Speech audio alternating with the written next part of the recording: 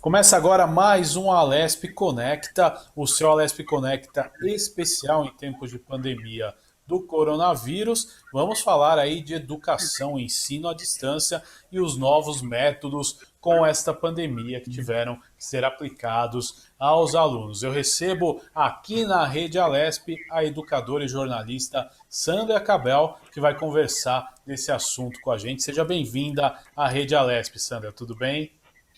Tudo bem, Guga? Tudo bem a todos? Um prazer estar aqui com vocês no Conecta. Muito obrigada pelo convite.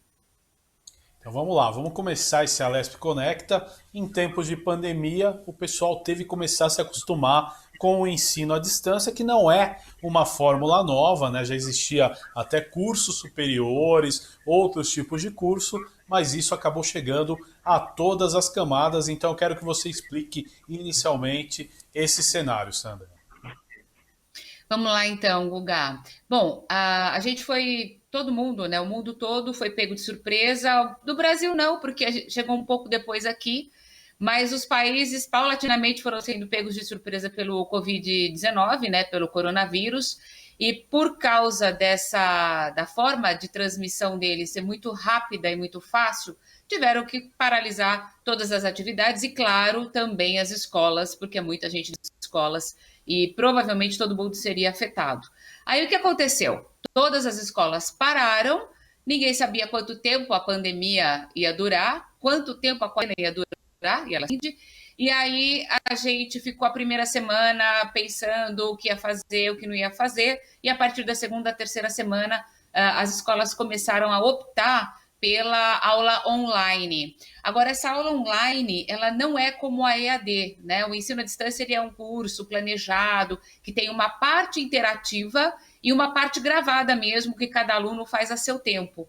Essas aulas online, elas são todas em tempo real, todas ao vivo. Então, a gente entra no link, os alunos também, e a gente dá aula como se estivesse presencialmente, no mesmo tempo, com o mesmo conteúdo, só que online. Mas acontece, Guga, que a maioria dos professores que dão aula presencial não tinham dado aula online, né? Não estavam preparados para isso. E essa questão envolve muito mais do que a preparação dos professores, dos gestores, né? Envolve também a parte técnica. Então, assim, quem são esses alunos? Quem são esses professores?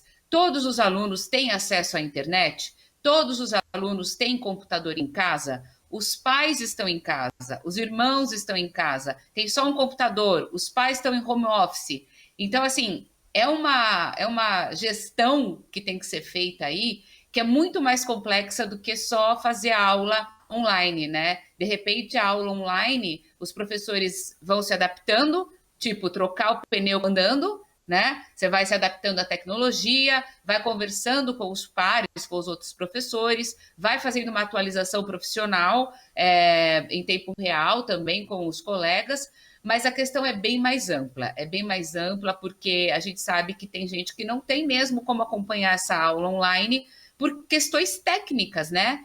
E ainda tem a questão de engajamento. Esses alunos são alunos de aulas presenciais, não são alunos que escolheram o EAD, né? Por exemplo, se a gente escolhe o curso EAD, você já está preparado para fazer aula em casa, EAD. Mas esses alunos nossos são alunos que escolheram ir, no meu caso, eu dou aula numa universidade.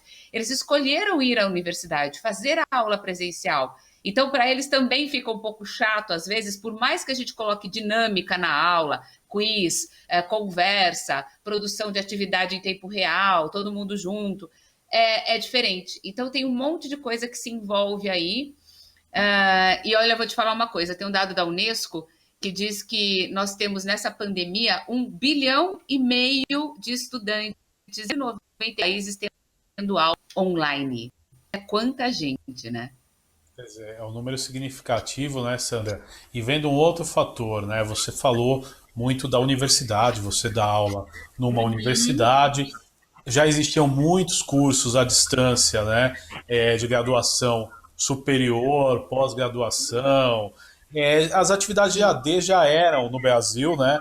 Bem difundidas, mas eu lhe pergunto, e nas outras, né? Por exemplo, você tem aí criança de 6, 7, 8 anos e rapidamente as escolas tentaram pegar uma ferramenta uma solução e de repente não é a solução nem mais apropriada porque foi num tempo de urgência, né? Cada um adotou. Como lidar com isso, Sandra?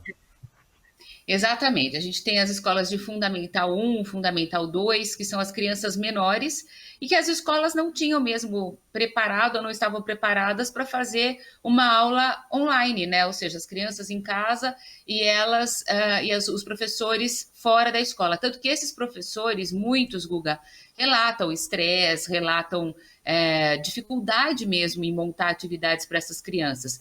E essas crianças, por sua vez, é esse problemático que você disse. A gente não está tendo que entender agora qual é o nível de engajamento dessas crianças por uma aula online, porque eles são pequenos, eles não têm maturidade, que nem os da faculdade. Ainda que eles sejam presenciais, eles sabem, não, o conteúdo é esse, se eu não entendi eu pergunto, não, mas eu não estou conseguindo acompanhar, mas por que está, né? Agora, essas crianças não têm maturidade para isso ainda, principalmente as de Fundamental 1, né? Então tem que ser atividades mais suaves, não pode ser aquele conteúdo complexo como o da sala de aula, né? Porque na sala de aula o professor está ali acompanhando as atividades.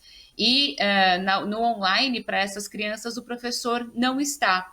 Por isso precisa muito da ajuda dos pais, né? Mas aí tem a questão de quem são esses pais. Esses pais estão preparados eles para acompanhar essa criança, a gente não sabe o nível de educação dos pais, se eles tiveram aquelas disciplinas, se eles tiveram aquele tipo de conteúdo para auxiliar a criança. Então, nas escolas de Fundi 1 e Fundi 2, o que está acontecendo é trocar o método, a metodologia, às vezes até a ferramenta, de acordo com o feedback mesmo. Deu certo, a gente continua aqui, não deu, a gente tenta acrescentar uma outra metodologia ou uma outra ferramenta dentro daquela plataforma escolhida, porque não dá para mudar a plataforma, né? Então, assim, é uma coisa que está sendo adaptada conforme o feedback, conforme você vai percebendo se está dando certo ou se não está dando certo.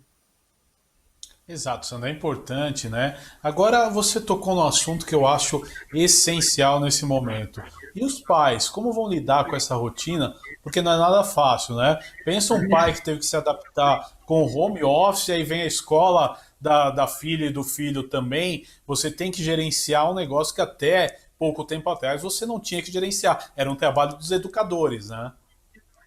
Exatamente. Então, essa é uma outra problemática. Às vezes a criança está em aula online, supondo que a aula dessa criança seja pela manhã, e a mãe ou o pai para aquele equipamento e home office. Eles têm que literalmente dividir o computador, às vezes, tem casas que é um para a família toda. Então, eles têm que dividir isso. E os pais têm que dividir o tempo deles de home office com vou auxiliar o meu filho na aula online. Então, há que ter o entendimento da empresa. Então, assim, as coisas não estão sendo fáceis. Não estão sendo fáceis, mas elas. Eu acho que tanto os professores estão aprendendo a lidar com isso, os gestores das escolas e até o poder público, né?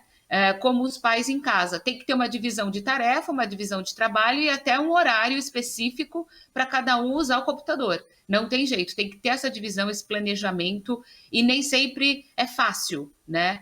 Mas tem que existir esse planejamento, senão não dá para todo mundo cumprir o que tem que fazer em casa, ou no home office, ou na aula online das crianças, né? É uma divisão mesmo, é literalmente o trabalho em equipe, né? Correto, Sandra. Não, não é nada fácil esse momento que nós enfrentamos, até porque a gente vive, né, essa história da pandemia, muitos medos, né? É uma mudança de vida, mas o pai já tem uma estrutura, diria, mental para se adaptar a isso. E a criança? Você acha que vai ter uma defasagem grande no ensino? Então, o que está se. Eu tenho visto muita coisa e tenho falado muito em relação às diferenças, né? De como você passa o conteúdo online e como você passa o conteúdo presencial. Na verdade, você consegue passar o mesmo conteúdo com a mesma segurança para as crianças, só que numa condição normal. Né? Todo mundo está preparado para aquilo, todo mundo sabe como é que vai funcionar, todas as ferramentas adequadas estão sendo utilizadas. Então, assim, Se nós soubéssemos que algo parecido se ocorrer, a gente faria pesquisas, a gente buscaria métodos que seriam infalíveis, ou que a gente conseguiria transmitir o mesmo conteúdo online sem prejuízo nenhum. Mas não é assim que está acontecendo, todo mundo foi pego de surpresa.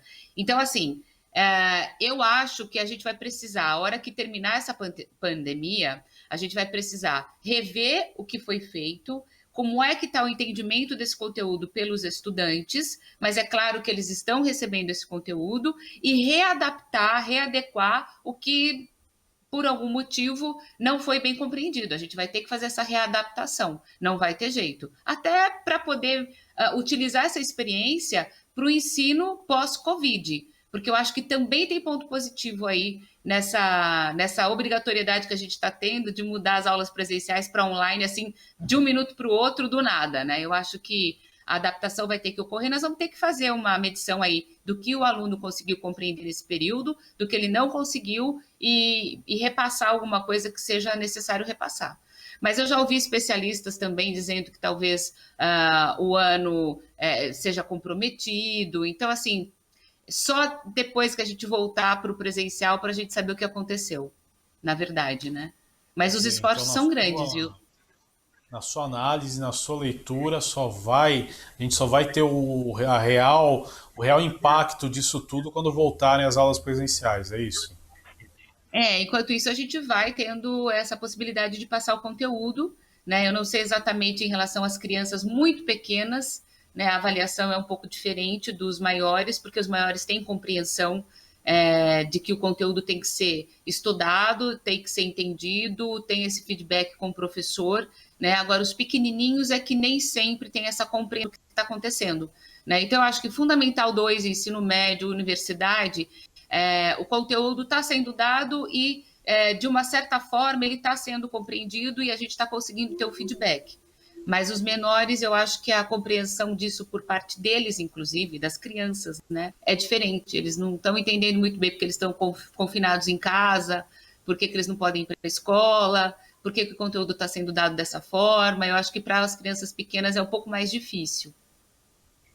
Sandra, eu vou para um rápido intervalo nesse Alesp Conecta de hoje, que o tema é educação. Já já a gente volta conversando muito mais sobre educação e ensino à distância em tempos de pandemia. Eu volto já já.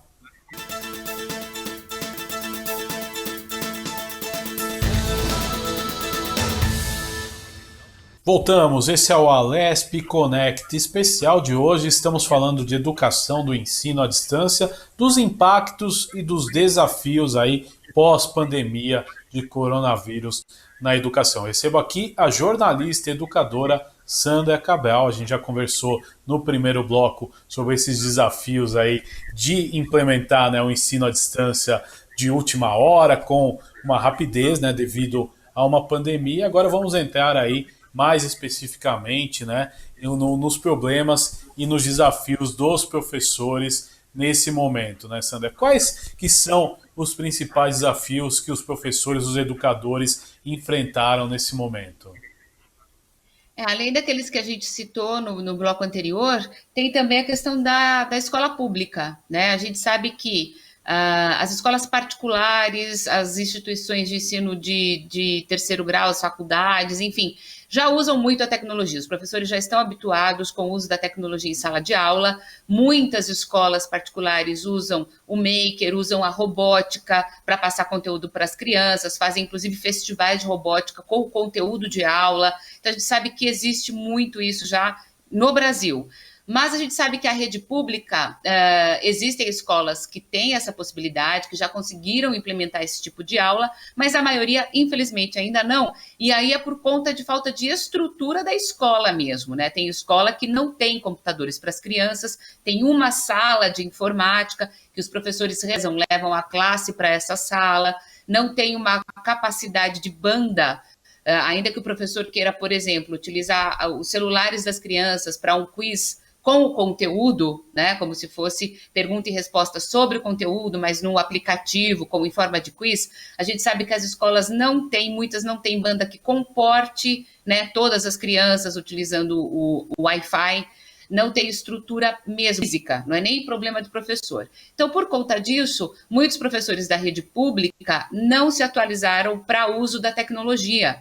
Então, eu penso que esses professores foram que sofreram mais e os que mais precisaram buscar, correr atrás em termos de atualização, enquanto as aulas online eram implementadas, ou enquanto eles tinham que gravar vídeos para mandar para os alunos, né? Porque existe, por exemplo, a rede estadual de São Paulo, a pública, eles estão também transmitindo as aulas pela TV, né? Então os professores têm que gravar vídeos, eles não estavam habituados, né, a fazer a aula sendo gravada em forma de um vídeo, etc. e tal. Então foram aprendizados dos professores correndo junto com a nova necessidade. Foi uma nova necessidade. Então, esse desafio é muito grande, mas eu acho que depois da pandemia, claro que agora está todo mundo no sufoco, todo mundo aprendendo, e eu acho que é um esforço muito grande, sabe? Eu acho que há um esforço em fazer o melhor, tentar entender o que está acontecendo, melhorar as aulas, buscar o melhor para os alunos, porque todo mundo sabe que é muito tempo em casa. Não vai dar para repor isso em julho, né? É mais de um mês. Então não vai dar para repor em julho. Então tem que passar agora alguma coisa para depois repor em julho o que faltou, né? Então está todo mundo tentando. Mas eu acho que isso pode ter um reflexo positivo depois de finalizada aí essa quarentena e terminada a pandemia, Guga.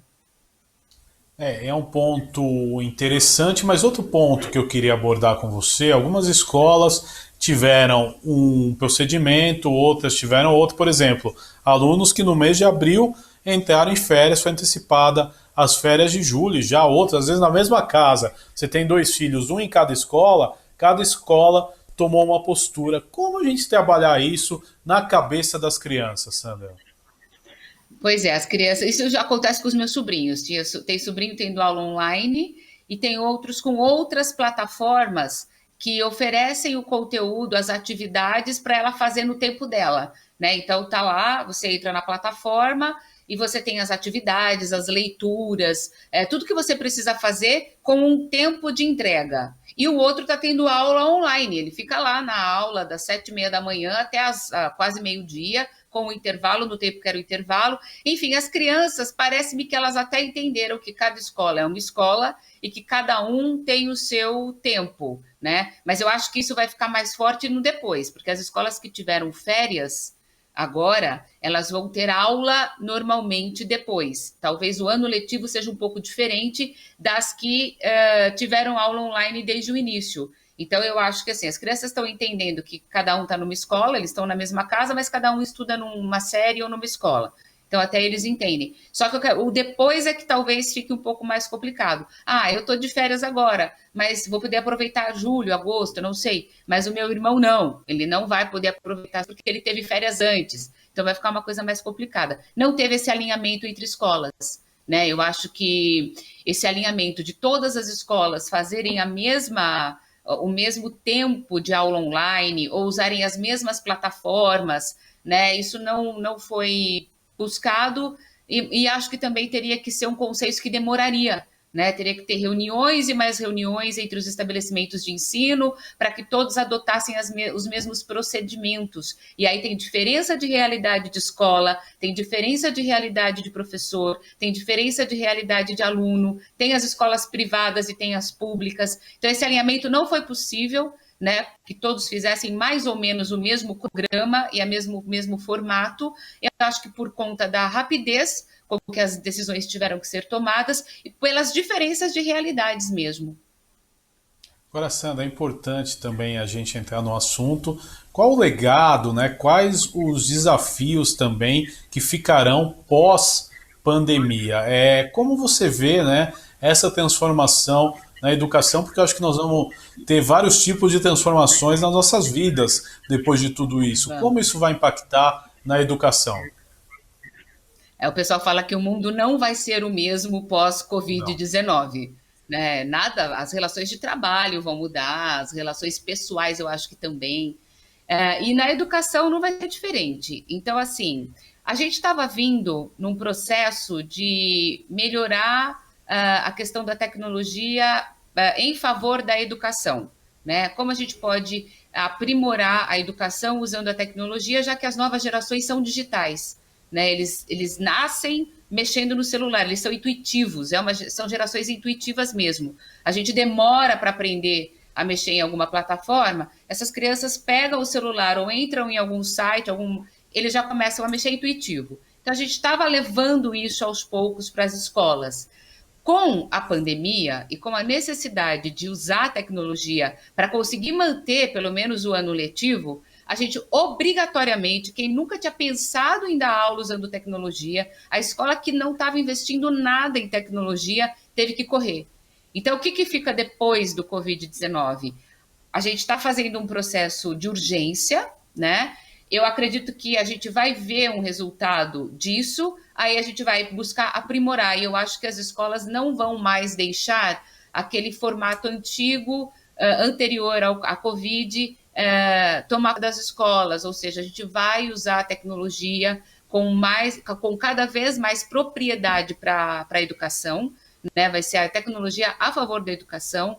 E eu acho que as escolas vão buscar, aí sim, atualizar seus professores, desenvolver metodologias ativas para fazer um ensino híbrido. Então, eu acho que o ensino híbrido pode ser uma grande perspectiva aí para os anos seguintes ao Covid, né, para o ano que vem, que esse ano eu acho que muita coisa não vai dar nem para ser mudada, porque acho que a gente ainda vai estar em pandemia, né, saindo de pandemia, terminando o número de casos, enfim. Mas para o ano que vem eu acho que as escolas vão rever até essa possibilidade, né, tudo presencial, tudo online, não, um ensino híbrido. A gente tem algumas coisas presenciais, algumas coisas que são feitas online, que são feitas plataforma, né, inclusive correção de provas, etc e tal.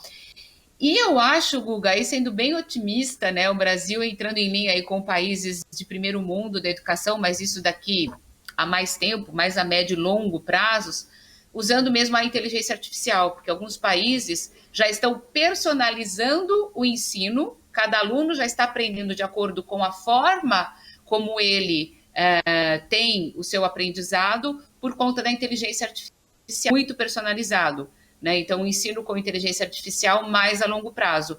E a gente já tem um pouquinho disso no EAD, embora bem singelo, bem ainda de início, a gente já tem no EAD. Né? Então, eu acho que isso vai dar para trazer para um ensino híbrido. Algumas escolas chinesas já usam a inteligência artificial para personalizar o ensino. Enfim, eu acho que a gente tem muito desafio aí, mas as escolas podem melhorar muito e isso vai forçar também o ensino público a melhorar a sua rede. Porque imagina, ensino público não tem estrutura de Wi-Fi. Imagina agora que ele está tendo que correr atrás de tecnologia.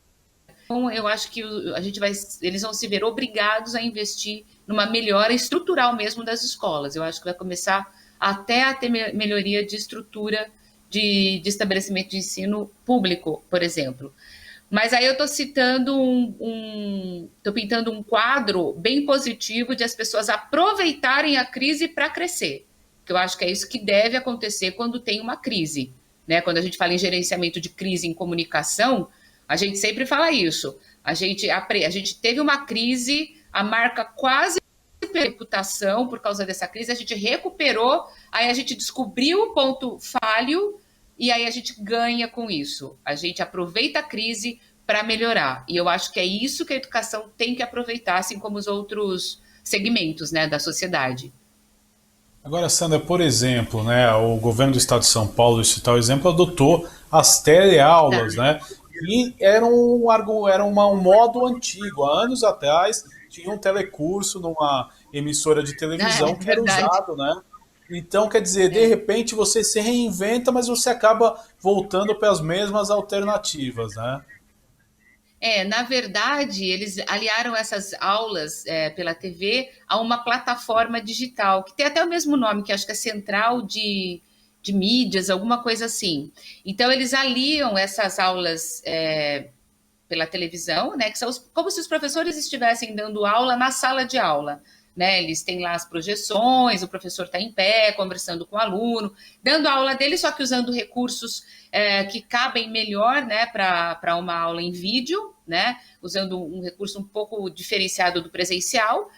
e ao mesmo tempo tem as plataformas e até, em alguns casos, acho que na municipal, tem as brochuras para as crianças fazerem atividades. Então, eles estão aliando, né, de alguma forma, vários formatos de passar esse conteúdo. Então, tem a videoaula, tem a plataforma onde o aluno pega a atividade lá para fazer. Né? E aí, nessa hora de pegar a atividade na plataforma, é que a gente tem aqueles alunos que não têm Wi-Fi em casa, que têm alguma dificuldade maior para fazer as atividades. Porque a aula ele consegue assistir na TV, mas ele precisa acessar a plataforma. E aí ele tem que buscar o Wi-Fi, às vezes até pelo aplicativo no celular também. Mas eles estão tentando de várias formas manter a atividade ou manter uma rotina para esse estudante, porque imagina, se essas crianças ficam em casa toda a pandemia, eles perdem completamente até a rotina, né? Aquela rotina de ter aula, de ver o conteúdo, de estudar, perde totalmente a rotina, né? Pelo menos isso força alguma rotina ainda, né, Guga?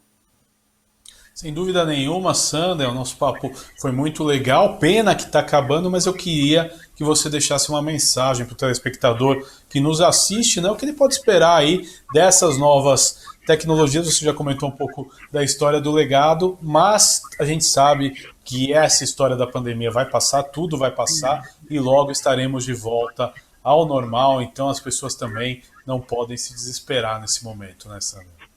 Não, agora eu acho que as pessoas têm que fazer o que é possível ser feito. É que nem assim, a gente está tentando o melhor para dar aula, os alunos estão tentando o melhor para aprender, as famílias estão tentando ajudar os alunos, tem muito pai em casa, muita mãe em casa. Então, acho que a gente tem que aproveitar essa convivência primeiro, né? E pensar, talvez, uma mensagem que essa pandemia está trazendo para a gente. Né? A gente precisa melhorar as coisas para todos, né? Não só para um ou para outro, como a gente vinha numa crescente fazendo aí naquele mundo louco que a gente estava. Agora todo mundo teve que parar, né? Tá todo mundo obrigatoriamente desacelerado, né? Então a gente precisa pensar nisso. E no caso específico da educação, eu acho que é pensar numa transformação mesmo, e numa transformação que também atinja a todos, especialmente os professores. E se você me permite, Guga, eu faço também Claro, atualização profissional. claro. Faço atualização profissional de docentes, isso foi um trabalho meu de mestrado, então se alguém quiser entrar em contato, algum gestor de escola, enfim, eu auxilio nesse sentido também, tá? Então, aí tem o meu blog, que é o educarparasergrande.com.br, que também pode ajudar. Tá certo, Sandra. Eu quero agradecer a sua Tá bom? participação nesse Alesp Conecta de hoje. Falamos aí no Alesp Conecta de educação e ensino à distância em tempos de pandemia. Você pode ver e rever este e outros programas em nosso canal no YouTube. Até o nosso próximo encontro. Valeu!